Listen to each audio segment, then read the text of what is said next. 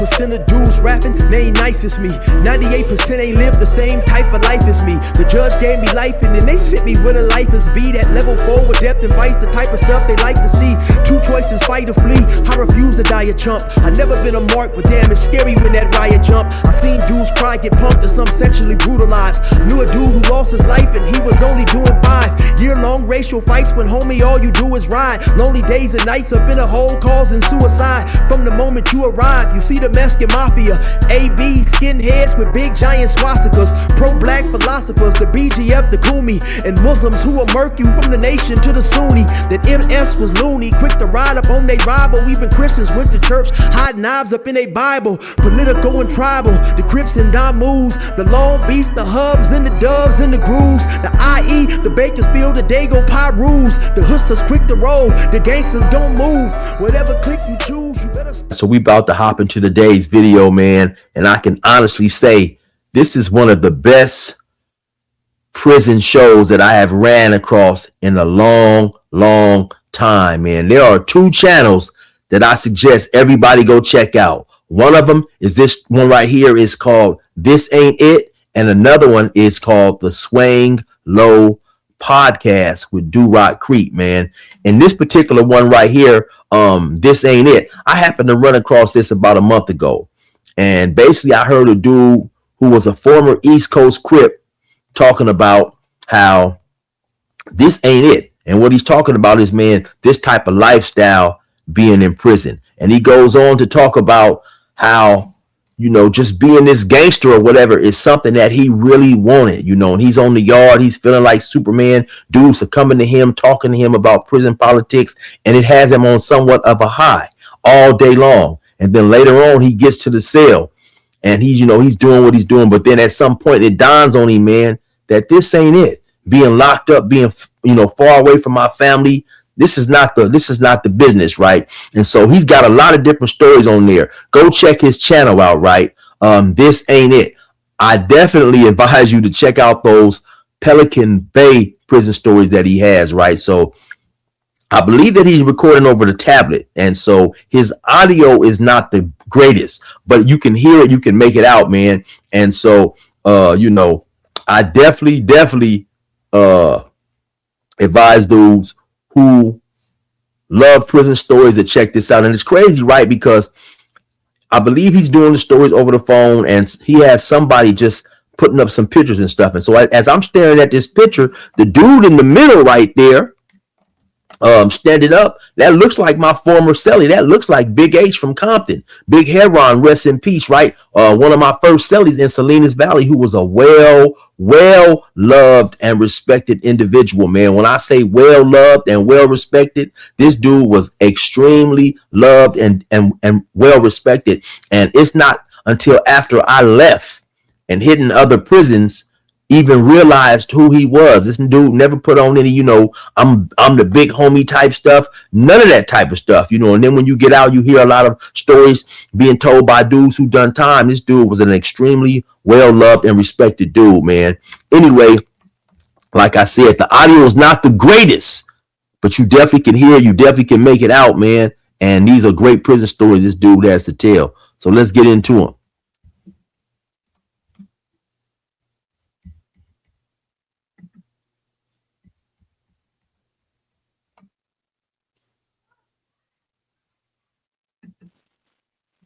As I'm walking down the steps, I'm thinking to myself, man, I hope these white boys don't got no pocket knives out here. I got this piece of plastic tucked between my ass cheeks, and I really don't got no confidence in this plastic knife that I got because I seen what these woods is playing with. As I'm walking through the rotunda, and I look to the yard, I realize I got a problem. Correctional officers are lined up outside of the building doing random script searches. Some people, they make them get butt naked, squat, and cough. And some people, they let them walk by without searching them at all. As I'm walking out the building, I'm thinking to myself, I hope don't none of these officers stop me. Because if they do, I'm going to have to pull out this knife and bust on cuz. What I mean by bust on cuz is stabbing.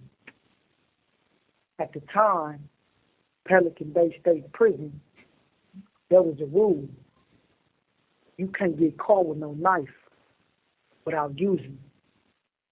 You got caught with a knife and didn't use it, when you got out the hole, somebody was going to stick a knife in you. So as I'm walking to the yard, I'm just praying, please don't say nothing to me. Because I do not want to bust on no police. So what he's describing is when you're released to the yard, you leave the building, you go outside. Every now and then, they'll have guards out there. It may be 4 or 5 guards. And as the convicts are exiting the building, they may just randomly call you over here. Hey, say, man, come on over here. Let me search you. Let me pat you down. So then you got to go over there, extend your hands, spread your legs. They pat you down and stuff, searching for weapons, contraband, and things of that nature. And so that's what he's explaining in that period right there. That's another life sentence. I wasn't one of them guys that was sticking knives up my ass.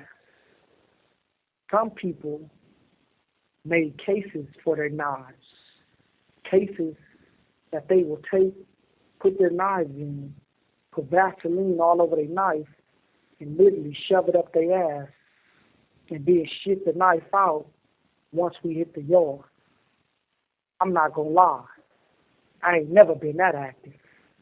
I ain't never stuck no knife up my ass. The most my knife did was go between my butt cheeks. But now what he's describing is crazy, right? Because for an individual, and in this moment, let me catch you up to speed. He's fresh to the penitentiary. He hasn't been in the penitentiary long at all, maybe a few months, not long. And so when you coming from the street and then you get to prison, it's a totally different world.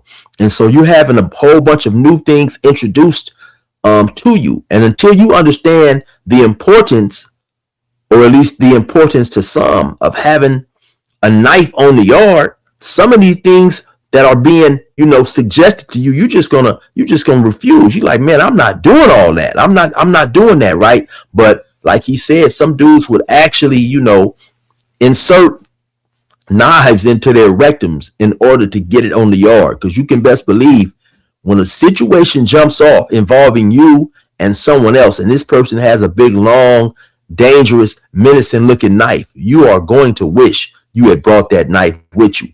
But once again, when you're young, you're coming to prison with a street mentality, you just don't understand why all this stuff is necessary until you see your first, first violent act. Then you realize, okay, it's serious up here. I'm walking, I realized I made it through. They didn't call me to search me. So as I focused back to the yard, the tension on the yard, obvious. With nobody working out, with nobody running the track, everybody was standing around wondering what's going to happen with the white crib that hit the yard. As the whole yard knew. The whites had a policy. Can't no whites walk the yard that run with the blacks. So if a white came and he ran with the blacks, in any shape, he could have been a blood, he could have been a Bay Area, the whites were going to stab him. So the whole yard was looking to see what's about to happen. As I looked to the crib area, I saw the long white crib. This call and your telephone number will be monitored and recorded. So yeah, of course, that's an indication that he is calling from the prison phone. amongst a bunch of black Crips. As I got to him, more and more Crips started to come out the building. After all the Crips came out the building, we had a meeting on the yard where the homie and promoter told the white Crip, hey, cuz, you gotta get off on the whites before they get you, cuz. The homie had a stutter. What he told him was, you gotta get off on the whites before they get off on you, because they got a policy and they for sure is gonna get off on you. The white Crip responds. We talked to them and they said it's good. That's not their policy no more. A few Crips immediately told him, that's what they always gonna say, cuz. They not never finna tell you we gonna get you. They gonna always say we not tripping. And then they gonna sneak attack you. That is a well-practiced tactics, or excuse me, that is a well-practiced tactic by a lot of individuals and groups in prison. You know, a lot of times people aren't going to tell you when there is a situation that we're going to get you. You know, sometimes people will try to lull you to sleep and tell you, okay, it's over, it's resolved, my people ain't tripping. And it's a lot of conniving, premeditated individuals who have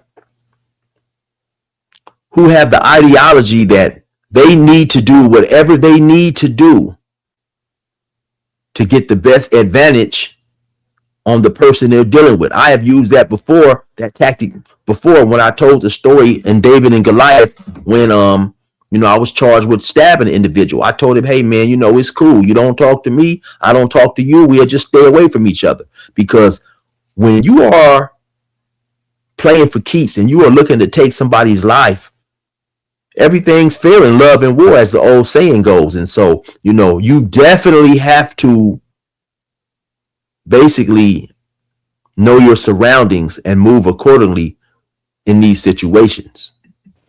But the white Crip, he was adamant. No, we talked to him, me and a few homies, and they said that's not their policy no more. They not tripping. So me and everybody else was like, all right, it's your life. So that day, nothing happened on the yard. We all went back to our cells and everything was good. The next morning, about 7 a.m, I'm in the cell chilling with my cellie, and we hear an alarm go off. We would later learn that the whites got the white Crip, pulled out his cell to medical. They put in a medical request slip for him. We somehow found out his name, wrote it on the medical form, and made it appear that he was seeking medical attention. And when he came out and walked in the medical cages, 2 whites attacked him with knives. They say he was fast, though. They say they didn't touch him. They say he hurried up, turned around, ran out the cage, and ran in front of the program office, which is the police headquarters. And he proned out, which is laid down in front of the program office, and officers came out and protected him. Now, some people might be asking, okay, because obviously this white Crip was relatively new to prison himself, and so he wasn't aware of the deceitful tactics that individuals use. And during that meeting, the white Crip said, hey man, we wouldn't talk to the white dudes, him and a few of his homies, which was Crips, and the white dude said they're not tripping. They no longer have a policy where a white Crip or a white blood or any white individual who runs with the blacks must be stabbed up off the yard. That was deceit. And so he said when the Crip from Pomona told him, hey man, you gotta get them basically before they get you, and he refused. Some people might be wondering, well, why didn't the Crips who already knew and who were well versed and knowledgeable in these prison politics, why didn't they just go ahead and take off and rush and stab and initiate violence with the whites? And the feeling in that situation is, this dude has to kick it off, this white Crip. You have to show us that you are willing to ride for yourself. If you're not willing to do that, it's going to be hard for him, honestly, to get other Crips to support him, other Crips and Bloods, because it's actually, actually, this incident is going to involve everybody, all blacks, right? Crips and Bloods, dudes from up north or whatever. So if you're not willing to kick it off, then you're not going to have dudes push a line. And if you are willing to take their word and put your life on the line, then no one else is gonna step up to the plate for you. Meanwhile, the whites were fighting other blacks in the medical cages. This would cause... This call and your telephone number will be monitored and recorded. ...in a huge riot to kick off on the yard, where multiple people were beat up, multiple people were stabbed, and even one white man was shot and killed by the officers with a Mini 14. Later that day, I received a kite. A kite is a letter written very small on a very small piece of paper. This is how we communicated. In the kite, me and my cellie was told, hey, Keyways, we finna move y'all. The white boys next door to y'all, they not playing no games. And when they come out, they gonna really try to kill y'all. They seasoned vets. And y'all are young homies. We can't afford to let them white boys hurt y'all. So we finna move y'all cells, and we gonna put some more experienced, bigger Crips in there. That way, we have a chance when the door's right. Soon as I read the kite, I told my cellie, absolutely not. We not moving nowhere. That's going to make us look like some busters if we agree to that. In my mind, I'm thinking, it's another test. We going to see if these young niggas going to move. So I'm like, never doing that. I told my cellie I'm finna write them back and tell her we not moving nowhere. And we going to come out and perform. Now, I wasn't there, right? So of course I don't know if that was a test or not. I believe in that situation, whoever sent him the kite advising him or suggesting that they was gonna move him and his cellie somewhere else and put two more experienced, bigger convicts who could deal better with his neighbors who were white, feared, respected convicts themselves. I believe that was a genuine attempt to save those brothers' lives, and not necessarily save their lives, but just ensure that they wasn't over their head in a problem that they possibly wasn't ready for, right? But like he said, and a lot of this may have had something to do with his age and, of course, his pride. Him being young, he's feeling that, I don't know if y'all testing me, I don't know if y'all playing games, but I'm not moving. At the end of the day, I'm not fit to be marked out. I'm not fit to be looked at as soft or whatever. I honestly don't think that if they moved, they would have been looked at as soft, But once again, once he writes the kite and says that, me and my cellie, we not moving, we gonna handle our business, then they let it be what it was gonna be. the doze rack. From that day forward, me and my celly, Let me just go they back a little seasoned bit. vets, and y'all are young homies. We can't afford to let them white boys hurt y'all. So we finna move y'all cells, and we gonna put some more experience, bigger Crips in there. That way, we have a chance when the doors rack. As soon as I read the kite, I told my celly, absolutely not. We not moving nowhere. That's gonna make us look like some busters if we agree to that. In my mind, I'm thinking, it's another test. We gonna see if these young niggas gonna move. So I'm like, never doing that. I told my celly I'm finna write them back and tell her we not moving nowhere. And we gonna come out and perform when the doors rack.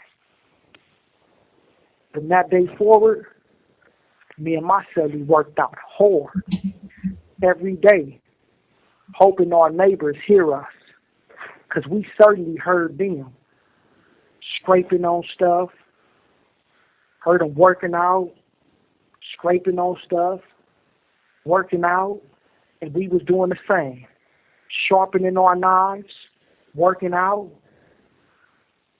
thinking every day, is this gonna be the day that the doors rack? The days waiting for the doors to rack were some of the most stressful, worrying times of my life. Now, I had mentioned this before in a story or two when I talked about after when I was on the level 2, I was charged with the stabbing. And even though I was found not guilty due to some other incidents that I got into along with during after I was handcuffed, me and the officer got into it. He slammed me and I was found guilty of a resisting stab. They sent me to a level 4 yard. My next door neighbors happened to be some Sureños, and you could hear them sharpening, sounded like they had a like a blade cutter or something up in there, man. I can't think of what I'm trying to say right now, but sounded like they had a hacksaw. Yeah, sounded like they had a hacksaw. And I told my celly, who happened to be from Fofo Stockton, uh uh what is it, Northside Gangsters in Stockton or something like that. I told him, hey homie, if we happen to get into it, man, we gonna have to come out and get cracking, because they sound like they got some vicious stuff over there. So it definitely is a scary feeling to know that your next door neighbors may have some knives up out of this world, you know. So yeah, you anybody that tells you in that situation that they don't experience some sort of fear, they're lying. Not just in prison of my life. I was stressed out. Every sound I heard, I thought the doors was coming open. I was having nightmares that the doors came open and the white boys running the cell stabbed us up. I found myself sometimes, even when I hear a sound, I jump. I was nervous because those words continued to play in my head. Those white boys not playing. They seasoned vets. When they come out, they gonna try to kill y'all. And these words just continue to play in my head. And I'm not gonna lie, I was scared. I was terrified, actually, thinking, when these doors rack, is these big ass white men next door to me really gonna kill me? And I put myself in a position to where I gotta do something now. I wrote that hard ass kite talking about how I wasn't moving, when I know I really wanted to move because I was scared. But I'm sad loc. I can't move. I gotta die. They gonna have to stab me. Fuck it. When on the inside, I was scared, hoping that I come out and it go our way, because I certainly didn't want to die in prison. This ain't it.